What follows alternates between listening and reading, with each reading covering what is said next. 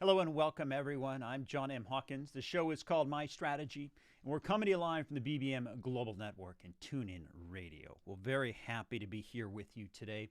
My Strategy radio shows are live on Saturdays at 10 a.m. Pacific, 1 p.m. Eastern. Today we're going to be talking about dependability and how dependability can build trust. It's critical for workplace, but also for our personal lives as well. And as you know, this show is all about personal development. So we take a big interest in topics like this. Well, very happy to be here with you today. This is actually the last show for 2020. And Saturdays are the days that we think about our strategy. Keep in mind that any time is a great time to reflect on your strategy. And by your strategy, we're talking about personal development. Now, the My Strategy radio show continues to grow. We're available on iHeart, iTunes, Player FM, YouTube, SoundCloud, Spreaker, and more. So if you'd like to listen to this episode in podcast form, you can find it on many of the digital platforms. You can find me on most social media platforms. My Twitter handle is @HawkinsJohn, and my website is johnmhawkins.com.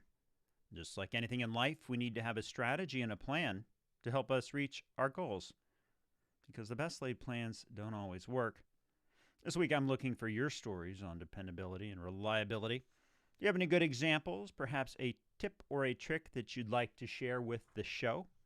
You can send it to talk@johnmhawkins.com. That's talk@johnmhawkins.com. So today we're going to be talking about dependability, reliability, and how it can build trust. It's also something that is critical for our personal lives and our professional lives. Being dependable and reliable can increase your level of responsibility, personally and professionally. However, as with anything, there is an upside and a downside. There are some downsides to being too dependable. But we know that once we've understood those, it'll be important for us to put together our strategy and our plan so that we can, if we need to become more dependable, work on that. I'd like to start off today with an article here from Barbara Jean Mehlinger. It's got an article on why is dependability important for a person to have in the workplace. She starts off by saying efficient workplaces don't occur naturally. They're the result of teams of people applying best practices, positive traits. I would argue more than just that. We'll start with best practices and positive traits. I think that's a good place to start. One of the most important of these traits is dependability, being reliable so people can count on you. This is true for the owner or manager and every employee. Each person in a company depends on others to do their job. And I think it's important to say that this is a company example, but we take these principles and apply them to our own personal lives as well. She says each person in a company depends on others to do their jobs well and on time so they can complete their jobs and move on.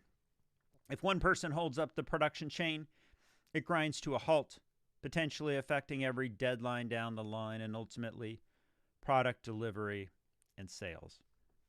From my perspective, I have certain things that I expect to be reliable or dependable. If you order a package, you expect that to come. If it does, you expect to be communicated when there's any delays. You expect it to arrive on time and in good shape, good condition. Many other things that we rely on. We rely on people to obey the traffic laws when they're out and about driving. They're going to stay on the proper side of the road, use proper signaling, and more. So being dependable is something that I think we're all really used to and we like.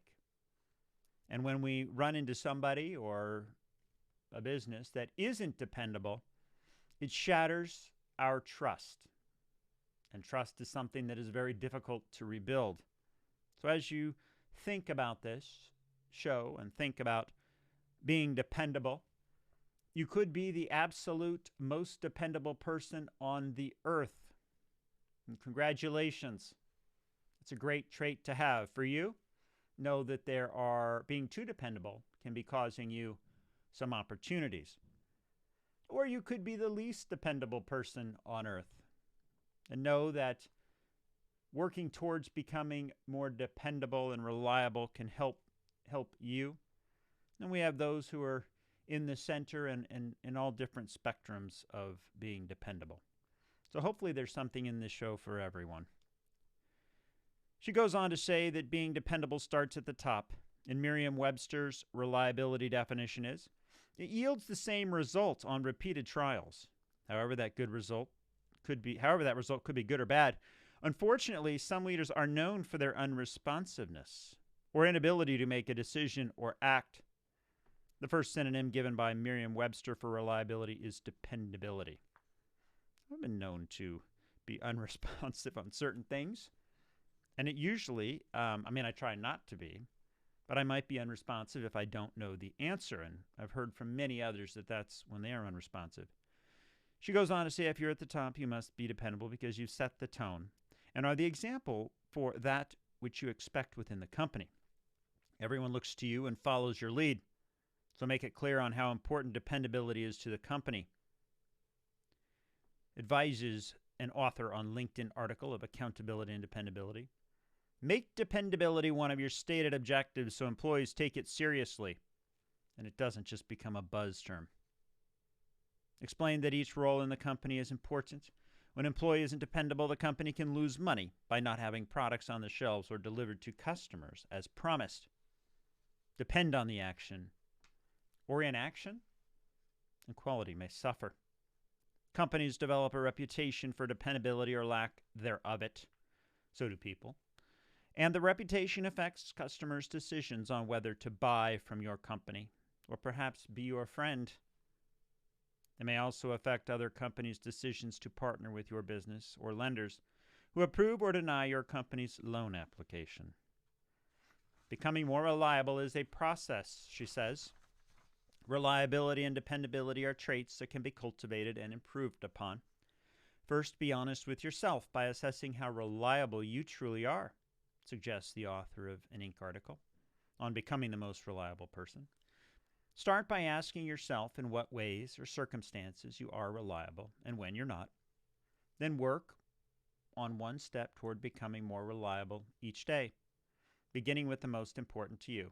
The author cautions not to seek perfection, just excellence, because shooting for perfection can cause delays and unreliability.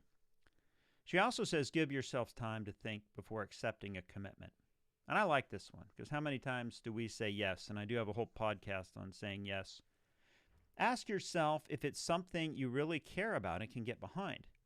How reasonable is it for you to accomplish the task, and what timeline? And what is the timeline? Whether you can meet the deadline. Then only say yes to that commitment. Go all out for it. And if a problem arises, acknowledge that immediately, or if your timeline is effective, let the appropriate people know right away so they can plan alternatives rather than having to scramble at the last minute. Reward the most dependable. It's one thing to say, let's all do our best to become more dependable. And quite another thing to see it happen across the board. Let everyone know you're serious about accomplishing this improvement by making an official program recognizing those who've gone above and beyond. It says recognition and reward are far better motivators than punishment. You're listening to My Strategy. I'm your host, John M. Hawkins, coming to you live from the BBM Global Network and TuneIn Radio. When we come back, we're going to talk about how increased reliability and dependability can lead to increased responsibilities. We'll be right back.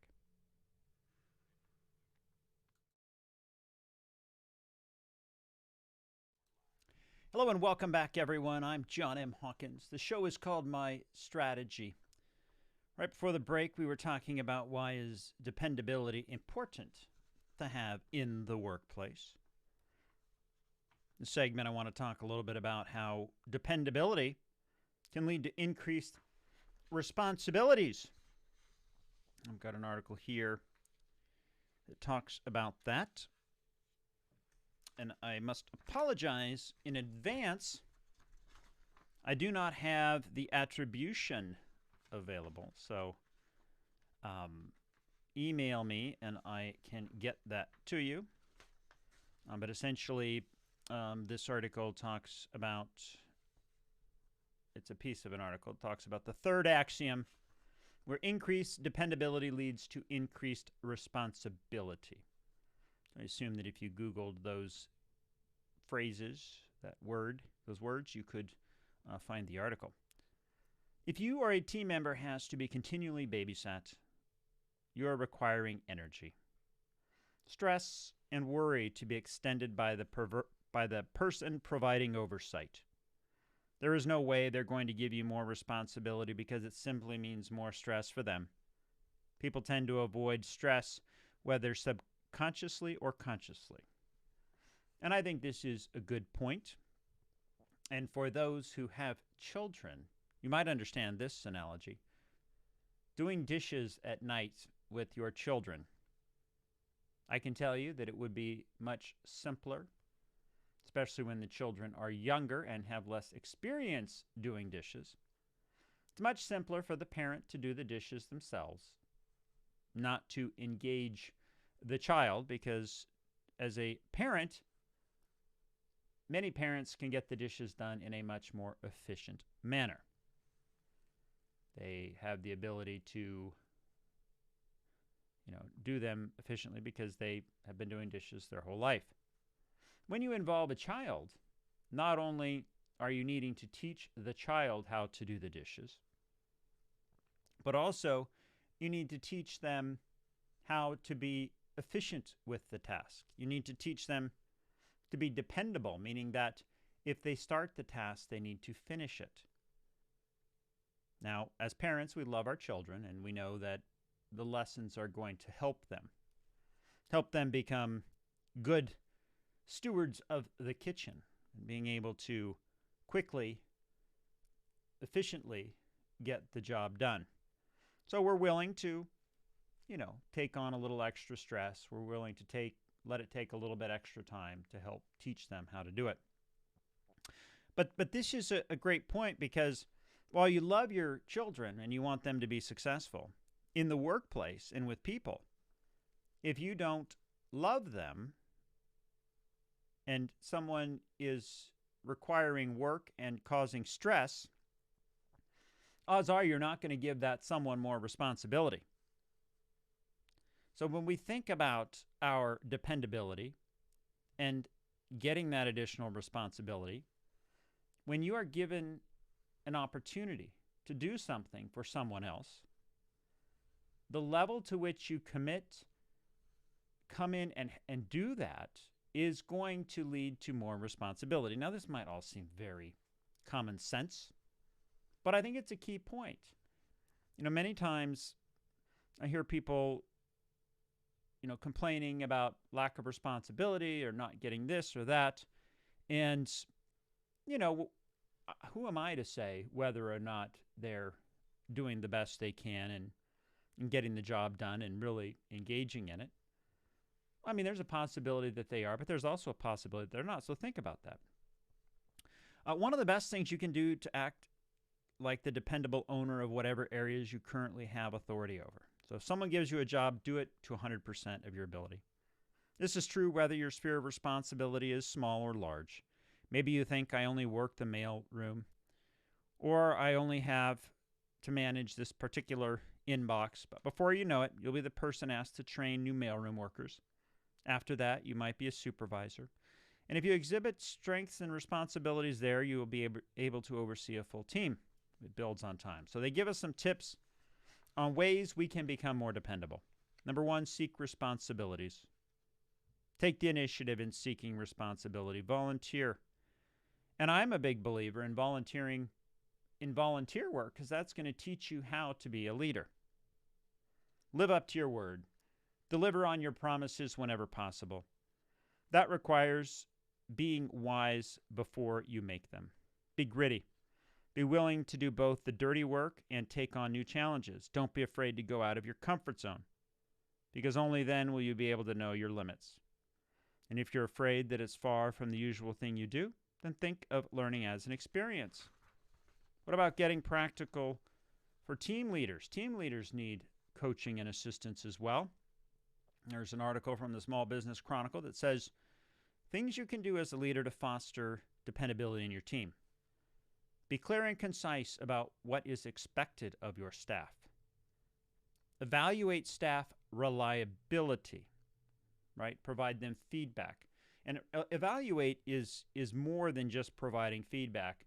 Evaluation gives you a data-driven way to determine if someone is reliable or not. Weed out bad apples. After evaluating employees, individually create those who are falling short in the areas, but don't over-scrutinize them. But as many times, absences and tardy arrivals are excused when due to circumstances beyond the employee control. Makes sense. Conduct personal interviews with problem staff members. Once you've got a handle on who may be part of the problem within the company, confront the individuals privately. Establish a suitable solution.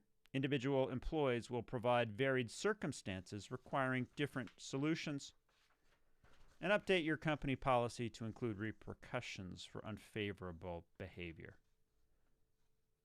And I like this. This article's kind of done a good job of balancing the things for us to do from a personal perspective, but also know that we are responsible for providing feedback to our bosses and supervisors. And in doing so, it can make the experience that much better. You're listening to My Strategy. I'm your host, John M. Hawkins, coming to you live from the BBM Global Network and TuneIn Radio. When we come back, we are going to talk about the downsides of being too reliable. It may be costing you key opportunities. We'll be right back.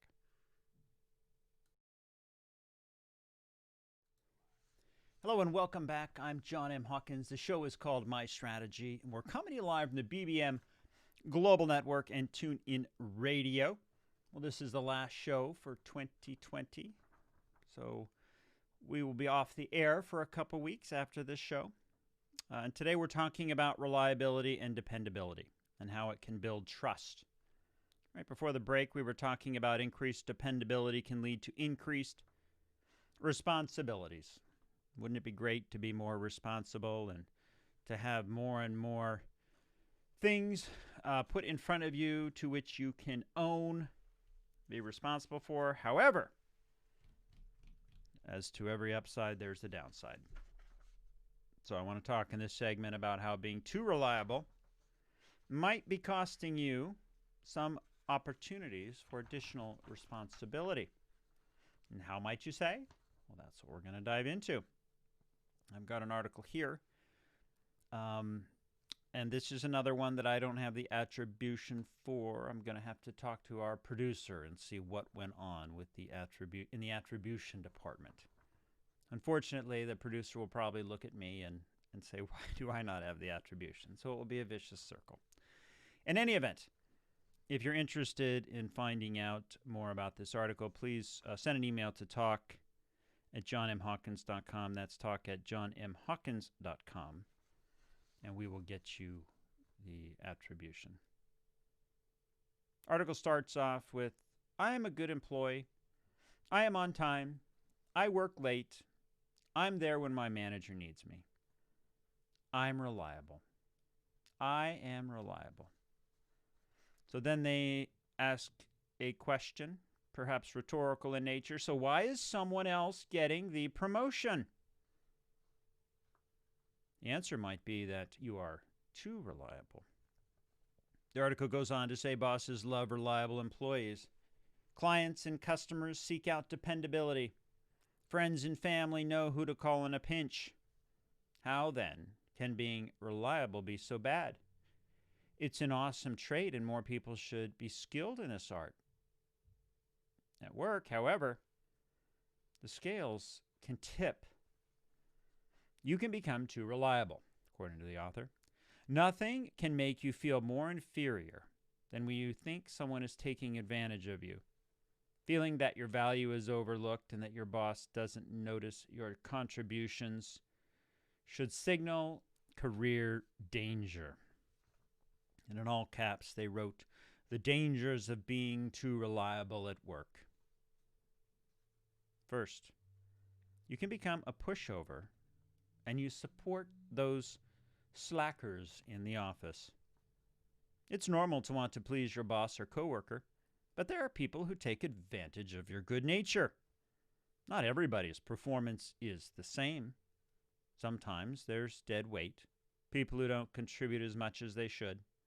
If the work needs to get done, somebody must pick up the slack because you're the reliable one. You end up doing all that work that someone else should be doing. While it's great to pitch in, there's a limit to how much you can do without feeling annoyed. I think I'm going to add a little bit of a footnote here. I think it's important with regard to reliability. Not only do we want to be given work that is and responsibilities, but I'm going to say that we really want strategic responsibilities. That is something that is going to help us advance and get ahead. So it's what are those strategic responsibilities as opposed to you're reliable and you're doing everything that nobody else wants to do. Or you're supporting those slackers. Who are those slackers anyway? I'd like to have a word with them. All right, number 2, your productivity is decreasing. Are you the go-to person? There's usually at least one in every office. They tend to have a great deal of historical knowledge. But when you are constantly being interrupted by questions, your productivity can take a hit. You may feel overwhelmed and tugged in multiple directions as requests for help roll in. You work more overtime than others. If your productivity suffers because you're the go-to person, the office is short-staffed, or you are making up for the slackers. This author likes slackers. I haven't said slackers in a while. This is kind of fun. You might find that you're working more overtime than you realistically should be. It's more common to work overtime than not at some point in your career. These are priorities that pop up and projects that must get done. The 8-hour day doesn't always cut it. However, if work is regularly intruding upon your nights and weekends, you should feel free to reclaim a normal work schedule. Who doesn't want to have a normal work schedule? And they emphasize here that you must be paid for your overtime. Number 4, your out of office is not respected. I can't get no respect. This is what it sounds like. Rodney Dangerfield, right? So there are certain positions in which you need to be available in times of an emergency. I think we all need to be. Sometimes work can wait. True story, this author says they once had a boss who would send emails at off hours throughout the weekend, then chastise his staff on Monday morning if he did not get an immediate response. There were no emergencies. It simply was the power of wanting to control every aspect of his employees' personal time. There's no circumstance where that is acceptable. And there's another perspective, too. They say that they wanted to control the aspect of the employee's personal time. I would say that perhaps that manager was not prepared and didn't set expectations during the week and ended up last minute on the weekend trying to get data for their reports. So who knows? Perhaps they were trying to control them, or perhaps that manager should develop some soft skills. All right. 5, you're still waiting for a raise or promotion. If your boss repeatedly promises that a pay increase or promotion is coming, but it doesn't happen, you're getting jerked around. Unless there's a company-wide freeze on salary increases, there's something else going on, perhaps something nefarious. Sometimes people who are too reliable won't make waves, and the bosses won't make you a priority. Out of sight, out of mind. You always get the work nobody else wants to do. If most of your job duties continually fall below your expertise level, you may be taken advantage of. They also go on to talk about things like you never hear praise. You attract the wrong kind of people. So I think the key here is that we do want to be reliable, but we want to make sure that those things we are doing are strategic in nature. You're listening to My Strategy. I'm your host, John M. Hawkins, coming to you live from the BBM Global Network and TuneIn Radio. When we come back, we're going to talk about the 8 ways to become the most reliable person in the room. We'll be right back.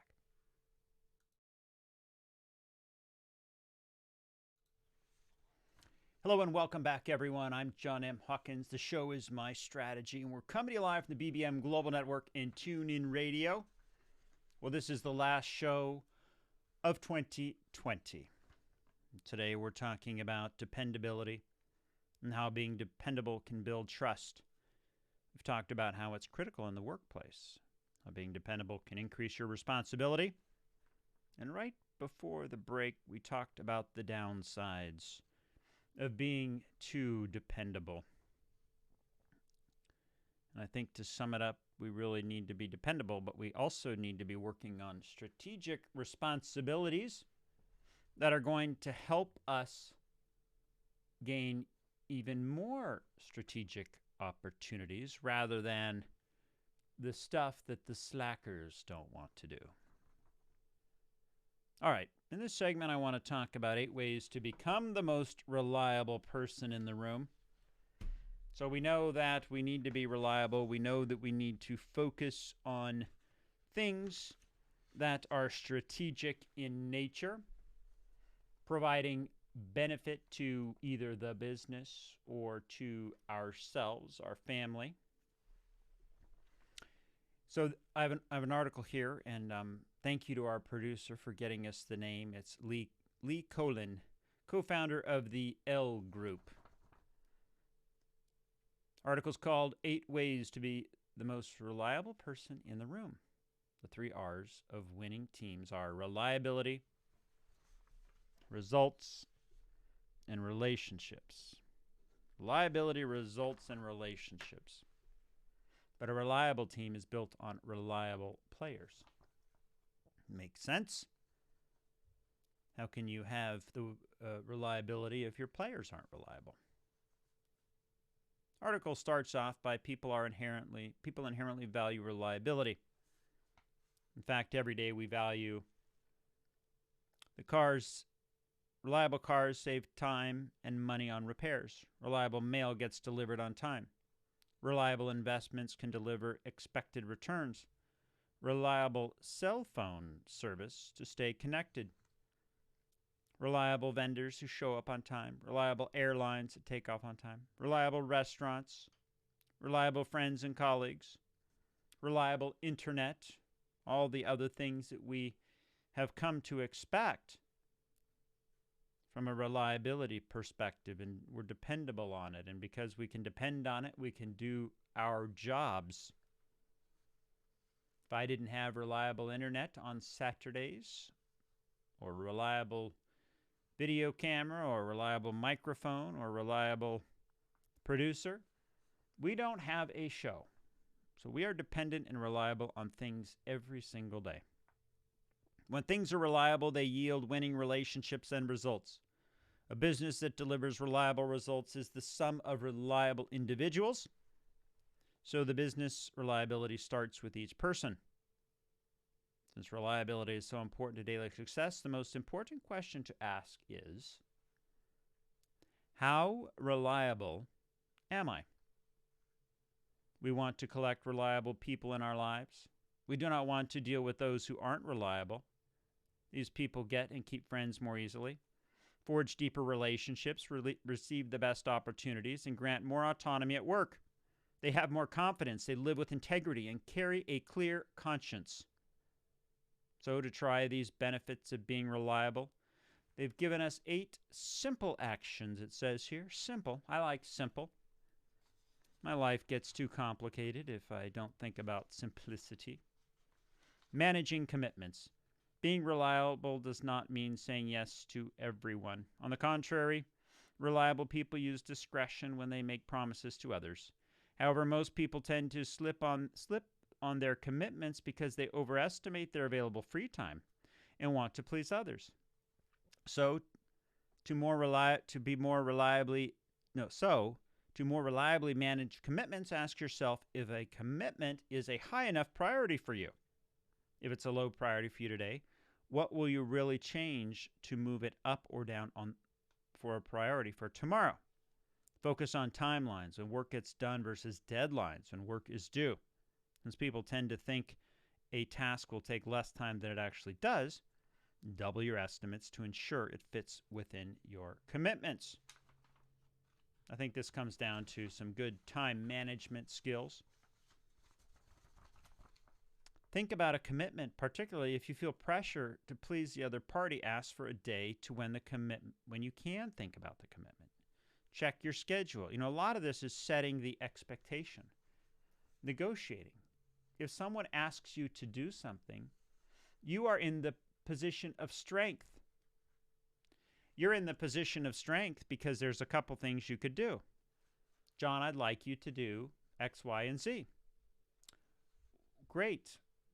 What do you expect out of X, Y, and Z? Well, I expect this, this, and this. And when do you want X, Y, and Z completed? I want it now. You can negotiate it. You can turn the conversation around and say, well, I see that you want X, Y, and Z now, and that is going to require me to do A, B, C, and D. And as a result of that, it's going to take me so much time. So while I realize that you want this now, I'm not going to be able to get that done now. It's going to take me longer. Okay, so when could you have it done by? Well, give yourself enough time.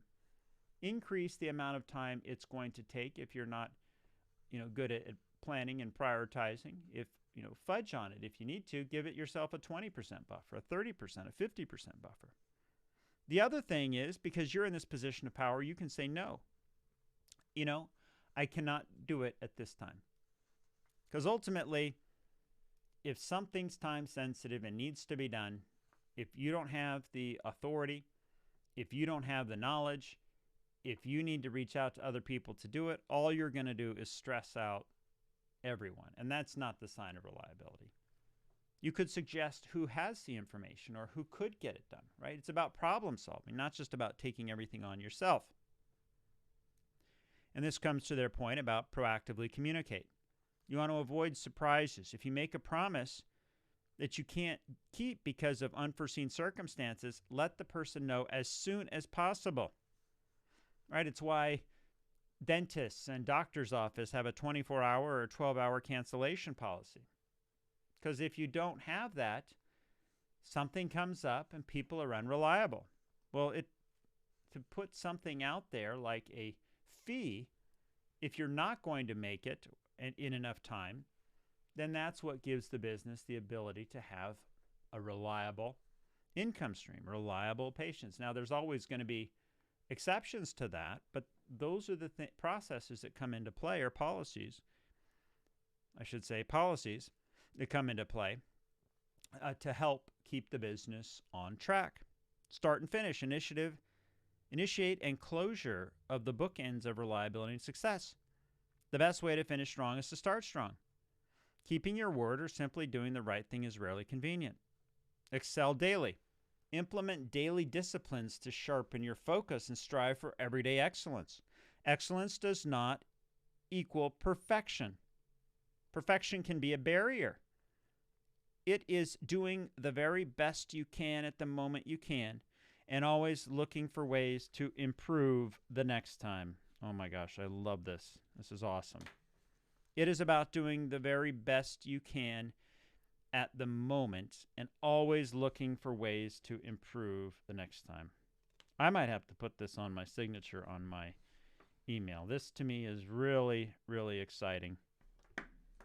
How many times do I sit and think about something that I need to do?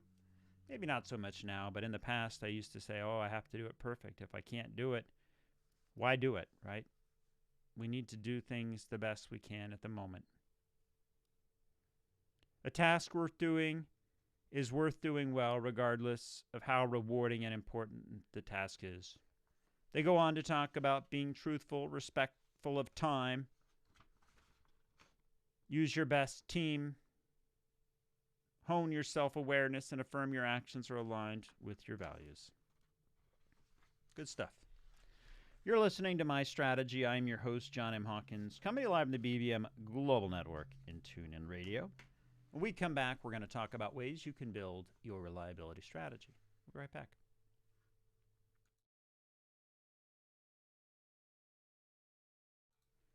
Hello and welcome back, everyone. I'm John M. Hawkins. The show is called My Strategy. We're coming to you live on the BBM Global Network and TuneIn Radio. We're very happy to be here with you today. My strategy episodes are live and on Saturdays at 10 a.m. Pacific, 1 p.m. Eastern. Today we've been talking about dependability, how dependability or reliability can build trust, how it's critical to have in the workplace and in our personal lives as well. Being dependable means you get more responsibilities, but there's also downsides. We're talking about ways you can increase your responsibility. In this segment of the show, we talk about building your strategy. I have a very simple approach for building my strategy. And in fact, I use this approach for problems that come up on a daily basis and for almost every problem, unless it's something that's simple to solve. But when I get a problem that I need to solve, I think about it from a very simple perspective. And it's only 5 steps because, quite frankly, if it was more than that, it would be much too complex. So for me, it comes down to the first step is awareness. Then assess and analyze, strategize and plan, implement, support, and evaluate. So what do I mean by awareness? Awareness to me is being aware that something is important for you to start to focus on. So from an awareness perspective, if you find that you're not getting the promotions you need, or you find that people aren't taking you seriously or giving you more responsibilities, that awareness that something isn't right is the first step. So you are aware that something is wrong. So what is wrong?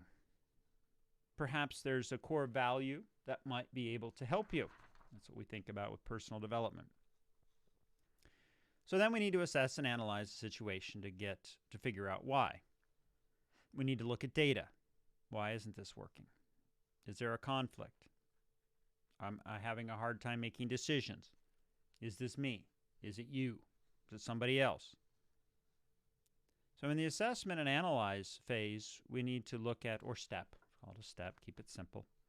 In the assess and analyze, we need to think about, so if I'm not getting the responsibilities in the promotion at work, why am I not?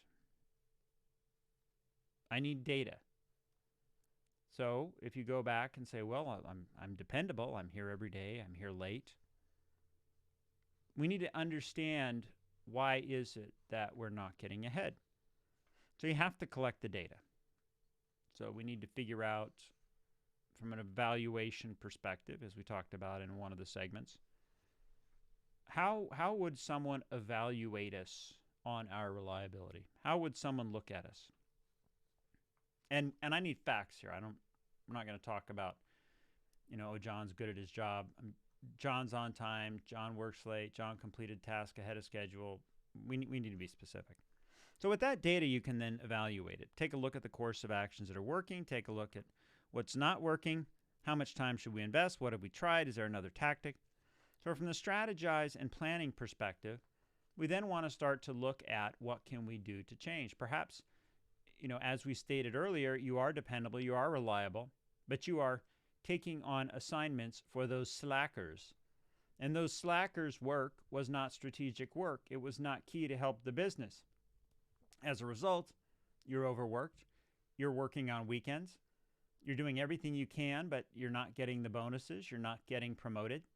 Why are you not getting promoted? Why? And it might be, after looking at the data, that the boss has you doing all these things that are non-strategic, or you're not saying no to things.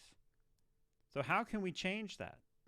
Do we need to ask for more responsibility? Do we need to focus only on the strategic opportunities? Do we need to say no to the admin type stuff that is going to keep us from getting to that next level? Now, if you're in the admin, you need to do it, but think about what are those other strategic things you can be working on. We then need to implement it.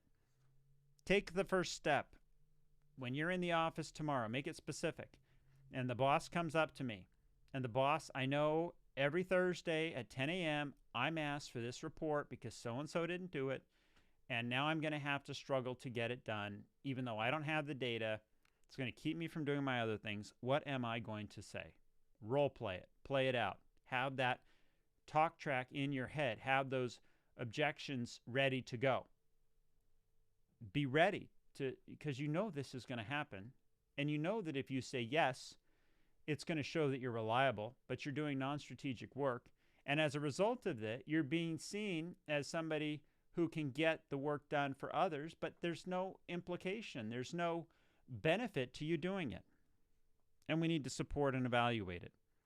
If we're putting new steps and actions and taking them and being confident in what we're doing, what's the net impact? Is there a benefit? Is there something that is ultimately going to be better because of this?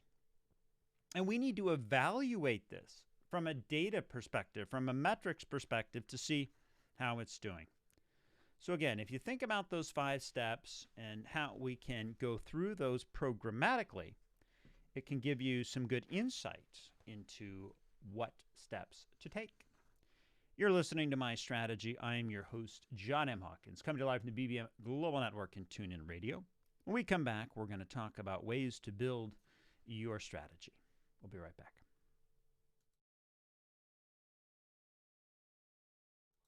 Hello and welcome back, everyone. I'm John M. Hawkins. The show is My Strategy, and we're coming to you live from the BBM Global Network and TuneIn Radio. All right, before the break, we were talking about building your strategy for reliability and dependability. In case you missed this broadcast, never fear. You can find the podcast format on iHeartRadio, Apple iTunes, or many other digital platforms. And if you'd like to see my smiling face, you can see me on YouTube. We actually do a vlog of this show as well. And if you'd like to have something covered in this show, send an email to talk@johnmhawkins.com. That's talk@johnmhawkins.com. Or give us a call at 844-MY-STRATEGY. 844-MY-STRATEGY. And come to think of it, I'm not sure if it's called a vlog or if it's called a streaming, whatever it's called. There is a video recorded happenstance of this show on YouTube. All right, in this show, we've been talking about dependability and how dependability can build trust. Dependability is critical for the workplace. Dependability increases people's responsibilities. There's many downsides to being too dependable, and give you some strategies. So the question today is, why is dependability so important to have in the workplace? Well, we talked about the fact that efficient workplaces don't occur naturally. They're the result of people applying best practices, positive traits, bringing in the right dependable people. We know that dependability starts somewhere. It must start somewhere. Dependability must start at the top. Dependability must set the tone. And an increased dependability leads to increased responsibilities. So if we seek larger influence and more responsibility, we need to be dependable, which means living up to our word, be gritty. Our team leaders need to be clear and concise and evaluate staff reliability. But being too reliable can cost you opportunities. You could be a good employee who works late, but you're too reliable. As a result, you're a pushover. Productivity might decrease. Might be working more overtime. Not being respected out of the office. Never fun. But if we can realize that we need to be focusing on strategic efforts and not just busy work and the work the slackers aren't willing to do, we can become the most dependable and reliable person in the room, because people are going to value that. We rely on cars, mail, investments, cell phones, airlines, restaurants, and many more. We know that managing commitments and being reliable means that sometimes you don't say yes to everyone. Ask yourself about commitment. What does that commitment mean to you? And ultimately, it's going to come down to building your strategy, being aware that this is important, assessing and analyzing your situation, strategizing and planning and implementing the plan, and finally, getting the support and evaluation you need. Now, this isn't easy. Breaking habits is hard. But once we are aware of those patterns and consciously prioritize, we can make better decisions. Well, that's all the time we have for this week. I hope you have a great rest of your day, and we'll see you next time.